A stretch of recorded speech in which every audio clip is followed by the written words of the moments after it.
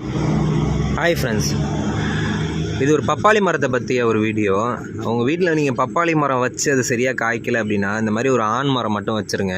இது ஏன் சொல்கிறேன்றத வீடியோவில் கடைசியில் பாருங்கள். இந்த ஆண் மரம் வச்சு கிட்டத்தட்ட இது அதுவாகவே முளைச்சிது. ஒரு பிரான்ச்சு வந்து காற்றுல அடித்து ஷீட்டில் பட்டு நம்ம பண்ணையில் அது முறிஞ்சு விழுந்துருச்சு.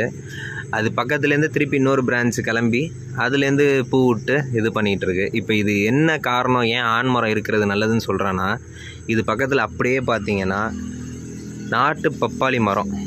இது ஹைப்ரிட் கிடையாதுங்க, நாட்டு பப்பாளி மரம் தான். மேலே எவ்வளோ காய் வச்சுருக்கு பாருங்கள். இது எனக்கு தெரிஞ்சது 4வது டைம் காய்ச்சிட்ருக்கு. அது சைட்லேயும் பிரான்ச் வச்சு எப்படி காய் வைக்கிது பாருங்கள். சைடு ஃபுல்லாக காய் வடிக்குது.